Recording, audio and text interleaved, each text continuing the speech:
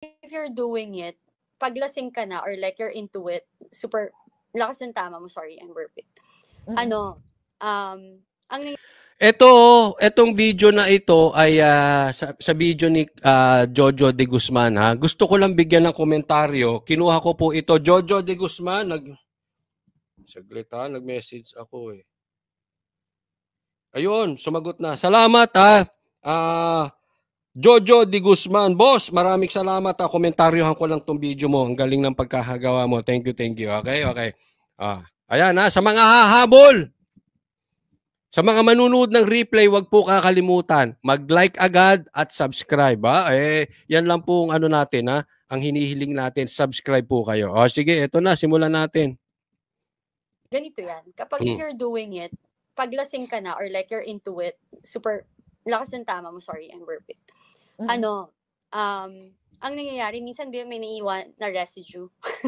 Sa bibig? Oo, dito, sa nose. Yun, yung pala yun, di ba? Di ba sa bata, pagka mahilig sa gatas o yung bata dumedede pa, dapat may gatas sa dito. Pag sinabi may gatas ka pa sa labi, ibig sabihin bata. Pagka sinabi may pulbos ka pa sa labi, adik. Tuloy tayo. Hindi ako may sabi niyan, si Kati. Kati ba pangalan nito? Kati. Sige. Naiwan dyan. Mga ganon. Sino nakita mong nang may naiwan na residue? Madalas, lahat naman sila. Ay, ganun, typical. Typical. Typical pala yan sa mga nagpupulbos yung may ganun. Parang sa mga bata nga, pag dumedede pa o naggagatas pa, lagi meron dito. Typical pala yan. Ako, delikado. Madaling mahuli, madali. My experience. Diba? So, parang, So, kaya titignan mo na. Mayroong residue na naiwan kay Marcos Jr. na nagba-viral. Na sa isang parang ceremony, naalala mo? Mayroon ditong puti na pulbo, tapos inabutan siya ng panyo nung, ng kanyang PSG. Nakita mo yon? So, inabutan siya ng panyo ganyan. Hanapin mo yon, mga kababayan. So, mayroong residue dito ha. Tapos inabutan siya ng panyo nung PSG niya, tapos ginanon niya sa public. So, ito bang residue? So, ikaw, kasi ako wala pa, never ko ako nakakita. Yun ang hanapin ko sa... Ako hindi ko pa nakita. Ngayon ko lang nakita. Kasi mamaya. So, ako wala pa ako nakitang pulburon sa buong buhay ko kahit anong klaseng pulburon. Yung tunay na pulburon na masarap. Ako din. Hindi pa ako nakakita niyan. Actually, para sa mga hindi nakakaalam at bago sa channel ko, never po akong tumikim kahit once ng any form of illegal drugs. Not even rugby. Never. Not even cap syrup. Never. Never ko pong trinay i-overdose ang sarili ko. Never ako nag-take kahit tikim. Never. Okay? So, hindi pa ako nakakakita niyan. Bagamat may mga nakikita ako, siyempre kasi yung dati kong trabaho, nagmamanage ako ng banda. Sa mga bars, nakikita ko, medyo na-obvious ko kung sino yung basag na. Sa madaling salita, bangag na. Madali pong makita yan. Mata pa lang eh. Yung ganon. Yung gumaganon-ganon. May gumaganon-ganon, no? Okay, mata ganon. O kaya, yung iba, sobrang, marami kasi sa bar nito eh. Yung sobrang L. May mga ganon. X naman ang tinitira nun. May mga, yun, uso po yun sa bar. Yung L, yung nakakapagpa-L. Yan. Diba? Pakita ako nun. So, yung sinasabi mong residue, pwede mo bang i-explain? Parang ano siya? Para siyang crystallized. Yes, dilat. Ano dilat. yung dating pag nasa skin siya na nakikita dito? Talcum powder. Basically, powder talaga. Pulbos pala talaga. Okay. Powder talaga siya. So, ganun yun. Pero ako, baka minsan makitaan nyo dito hindi po ako nagtitake. Kasi baka mamaya yung nagme-makeup artist ko, ganyan-ganyan. Tapos lalagyan dito. Baka mamaya, sa SME na yun. Hindi. Pero ako, lalaban ako kahit sa ang drug test. Wala tayong problema dyan. Baka lang, may makitaan nyo rito. Texture niya ganun. Very, very fine. Basta makakita ka ng Johnson's baby powder, di ba? May kasi ang Polveron. Wow. Bigla ako nahiya kay ate. Sabi niya Polveron. Ay. Polvoron. Sige, yun na sabihin natin, Polvoron. Hindi. Kasi bagay naman sa kanya. Alam mo yung mga ganyang mga babae, pagka nagganyang Polvoron, diba? Bagay sa kanila yung mga ganyang salita. Pag ako sa akin, Polvoron, parang di bagay. Oy! Mukha kang pinabili lang ng suka. They need to take it every 30 minutes eh. Kasi yun pala yun, ha? Teka muna, eto yun. Eto pala yun, kaya minsan, may mga sinasabi sila na kailangan biglang nawawala. Daig pala neto, Yossi, every 30 minutes kailangan i-take. No? Kasi minsan may mga ganyan kaming mga, ulitin ko wala akong experience sa dyan. Kaya lang dahil sa nasa banda ako, may mga kaibigan kami na biglang nawawala. Tapos biglang bumabalik. Oo. So, yung pala yun, siguro tumitake ng ganito, pagbalik niya ibang nilalang na siya. Ibang tao na, grabe na ang medyo antok-antok, biglang ibig sabihin, mabilis ang tama. Kasi sa tingin ko lang ganyan naman, pag sa gamot, pag mabilis ang tama, mabilis ang pag-alis. So, take ka ng take. Ito pala yan, take ka ng take every 30 minutes. Kaya, halimbawa lang naman ito, politiko.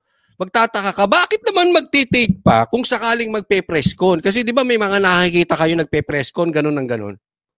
Pinagbibintangan, tumitira daw. Sa isip-isip ko, ngayon ko lang sinalaman to, sa isip-isip ko, alam mo magpe-press con ka, bakit ka titira? Parang hindi realistic, parang hindi makatotohanan. Kasi syempre, saan ka natitira pagdating sa bahay mo? Yung pala, kailangan tinitake yan every 30 minutes. Para ma-maintain. Kaya minsan may ganun-ganun sa press con. Di ba? Hindi ako fake news. Kayo na mag-imbestiga kung may gumaganon sa press con. Diba, parang maano yan, mabilis mawala. Sabi nga nila, parang cleanest drugs siya. Pinakamalinis na droga. Hindi ko alam yun. May ganun pa pala? May malinis na droga. Yung iba madumi. Ganon. Wow, malinis pala sila kung sakali. So, every 30 minutes? Parang, yun yung nila, 30 minutes, so, 1 hour. So, parang especially if you're drinking daw, para hindi ka malasing. Yun. Google nga natin, aralin natin. That's what yan ang hindi ko maintindihan. Ako may tanong sa inyo. Bakit ba kayo umiinom? Ba't kayo umiinom? Di ba gusto nyo malasing? Hindi ko maintindihan to. Walang utak din pala itong mga nagko-coke. Di ba? Magko-coke sila para hindi malasing. Gago, di wag ka nang uminom kung ayaw mong malasing. Di ba? Hindi. Real talk. Bakit ka iinom kung ayaw mong malasing? Yan po ay naging sakit ko. Yan naman, aminado ko. Hindi ako nagmamalinis sa droga. Never been touched. Virgin po tayo dyan. Pero pagdating sa alcohol yan, aaminin ko, alcoholic ako before. To the point na yung unang salvo, yung unang take ko ng alcohol sa araw na yun, ini-straight ko yun. Bakit? Gusto ko agad yung tama. Ganon. Kaya gusto ko yung unang take ko hard agad.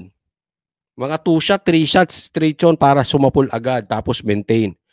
Ayaw nyo palang malasing, inom kayo ng inom ng alak. Di mag-stay kayo sa bahay, manood kayo ng Netflix nang hindi kayo malasing. Bakit?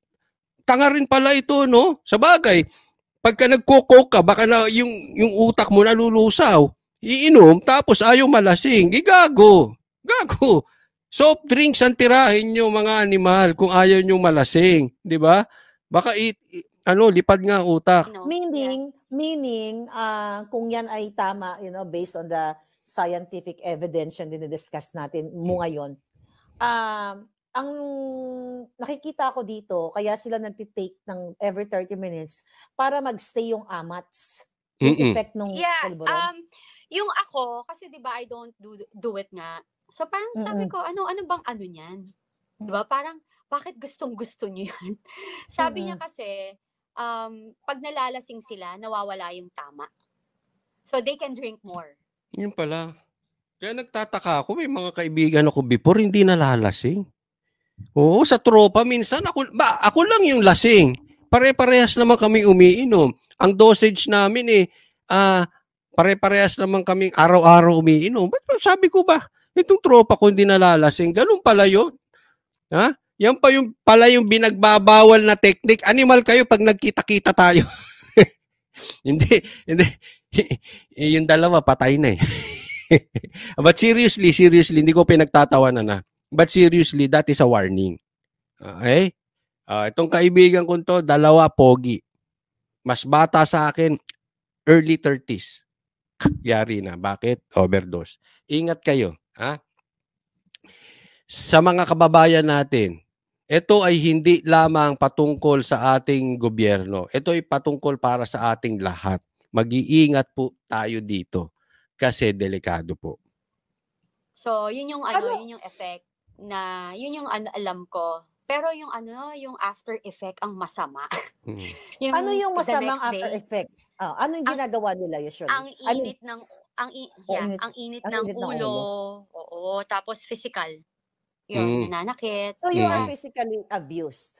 Yeah. Grabe, no? Physically abused siya. Oo. Kasi yung ex niya ay nagtitake daw. Grabe. Yung muna. First time, no? So like, nung pumunta kami, in-invite daw, ganyan. So we went. So, alam mo yon. So, nandun yung mga friends, di ba? So, sabi dito. Yan po totoo kasi yung ex ko user ng Pulburon. May Ann Arroa. Sabi, eto, mag-iingat po kayo. Kaya nga sabi ko, ayoko talaga ng droga. Eto, lagi kong sinasabi sa channel ko, wala akong pakialam kung anong kulay mo. Ikaw ay pula, pinklawang ka man, susuportahan kita. Basta seryoso ka sa drug war. Pabor ako dyan. Kasi alam nyo kung bakit. Ayoko talaga ng droga. Masisira ang pamilya mo dyan. Isipin mo, babae, sasaktan mo. Diba? Baka mamaya, anak mo rin, masaktan mo. Magahasa mo pa. Napakadelikado mo talaga ng droga kasi nawawala ka sa kaisipan. Yan po ay talagang papatay ng ekonomiya, papatay ng kapayapaan dito sa bansang Pilipinas. Kaya ayoko po, any form of drugs, ayoko. Walang maitutulong yan sa bansang Pilipinas, kaya dapat yan ay sugpuin na. Okay? Doon ko na first na meet yung sila, si President Bongbong, then the wife, pero hindi ko agad na meet. Ito naman ang sa akin, ha. On the serious note, dapat talaga, ito panawagan. Ito po ay napapanahon. Hindi po dahil tayo ay nasa kabilang bakod o tayo ay maka-Duterte. I'm being fair here. Even before the election at nagkaroon ng lumabas na drug test sa St. Luke's, nananawagan na po tayo ng credible drug test kay Marcos. Bago pa siya maging presidente. Ito, alam ng mga matagal nang nanunood kay Coach Oli. Anong sinabi ko before? Ang tao kailangan ng credible drug test coming from Marcos. If not, hahabulin ka niyan. And until now, totoo at tama naman po yung ating sinabi. Until now, hinahabol siya ng drug test. May lumabas na video, anong sinigaw natin? Marcos, magpa-drug test ka na. Ako po, hindi ko sinasabing naniniwala ako sa video o hindi ko sinasabing hindi ako naniniwala. Ganon din dito kay Cathy. Hindi ko sinasabing naniniwala ako or hindi ko rin sinasabing hindi ako naniniwala. Ang punto ko lang, let's finish this once and for all. President Bonget Marcos. Why? Magpa-drug test ka na kasi hahabol at hahabulin ka niyan. Hindi mo na maiiwasan yan. Kaya nga dapat yung mga kamag-anak, especially Senator Amy Marcos, manawagan ka na ng drug test. Gusto mong maniwala kami na ikaw ay maka-Duterte. Ano bang sabi ni Patay Digong? Drug test. This is not about the video. This is not about Cathy anymore. Kasi ito mga sinasabi nila ay dati naman. Malay nyo, nagbagong buhay. Gaya ko, 'Di ba? Bagamat hindi ako nag-take ng droga, marami rin naman akong kasalanan before. Pero pwede naman akong magbago, 'di ba? Gaya nyo, pwede naman kayo magbago. Kaya nga, ang punot dulo nito, ang sosolve lang sa problemang ito, drug test. Kasi marami pang lalabas. At yan po, nung lumabas yung video, sinabi ko na. Hindi ako naniniwala dyan sa video na yan. O naniniwala ako, hindi yun ang issue. Magpa-drug test ka na kasi maraming lalabas. Eto na po, nasundan na si Cathy. Marami pang susunod, Marcos. Maiipit at maiipit at maiipit kayo. Yung tiwala ng taong bayan mawawala. 'Di ba? Actually, kung kayo po ay malinis, kumakampi nga ako sa inyo. Sandro, payuhan mo yung tatay mo. Dahil alam ko, naniniwala kayo, negative yung tatay nyo. 'Di ba? Payuhan nyo. Mag-drug test. Kampi ako sa inyo. Oo. Ngayon, pag nag-drug test kayo, credible ha? Hindi yung biglang may lumabas. Di, tapos na issue. Kahit may lumabas pang 4, pang 5, kahit 1 milyong video pa lumabas, sabihin nyo, dati nagda-addict ako, tapos ang issue. Ngayon, iba na ako. Presidente na ako, nagbagong buhay ako. Diba? Yung nakapako nga sa krus mamamatay na, humingi ng tawad sa Panginoon, pinatawad Diba? Ang point doon, humingi ng tawad. Kung may pagkakamali kayo before, humingi ng tawad at sabihin nyo, eto drug test, negative na ako ngayon. Patawarin nyo ako before, pero ngayon maayos na ako, pagkatiwalaan ninyo ko. O di tapos ang issue. Diba? Kampi pa nga ako sa inyo. Ang problema lang, kung until now, gumagamit pa rin. Ay, doon tayo may problema. Pero, gaya ng sabi ni Tatay Digong, ni PRRD, kung hindi kayo magpapadrug test at puro lang kayo denial, ang papaniwalaan ng tao, adik ka. Kasi sobra na yung call.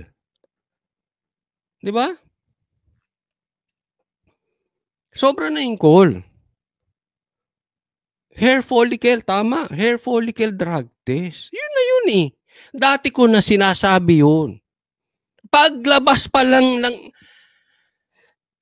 yung nilabas nila dati, hindi na ako naniwala doon. Hindi ibig sabihin, hindi credible yung St. Luke's. Unang labas pa lang sinisigaw na natin yan.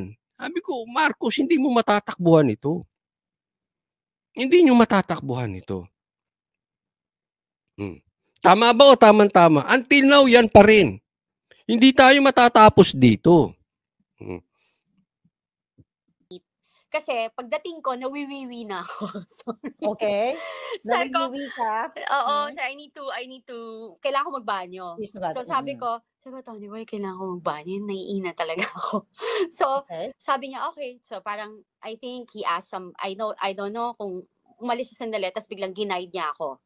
Tapos nag-CR ako. So paglabas ko, wala siya. So parang saan ako pupunta? So then nakita ko, naglalakad si First Lady papunta. Nakita niya ako. Tapos sabi niya sa akin, ang sabi niya sa akin, hi! Sabi niya, who are you? Sabi ko, hi, hello. Sabi ko, I'm Cathy. I'm with Tony Boy. Sabi niya, oh, okay. Sabi niya. Tapos sabi niya sa akin, do you want? Do you want? Oo, sabi ko, do you want? So sabi ko, what? Sabi ko, what? What's that? Sabi niya, tapos pinakita lang niya. Then sabi ko, no, sorry, I don't do that. Tapos sabi niya, hold on to that. Sabi niya sa isip mo, una muna yung tinanong niya, who are you?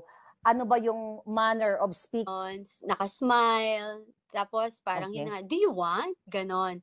Tapos sabi ko, pagtingin ko, kasi alam ko naman, na yung ex ko, ginagawa niya yun, diba? So, so nakita ko yun. Tapos pagtingin ko, sabi ko, sorry, I don't do that. Hold on to that. Teka muna, delikado yung video na yan delikado, meron palang ganun, delikado. Nako, mahirap. Mahirap.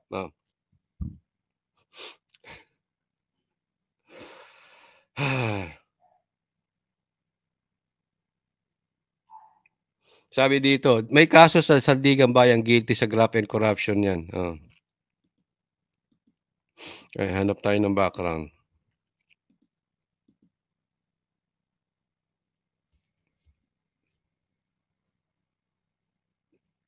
Sabi, Sir Coach Oli, mga dalawang hayop yan si Kuting.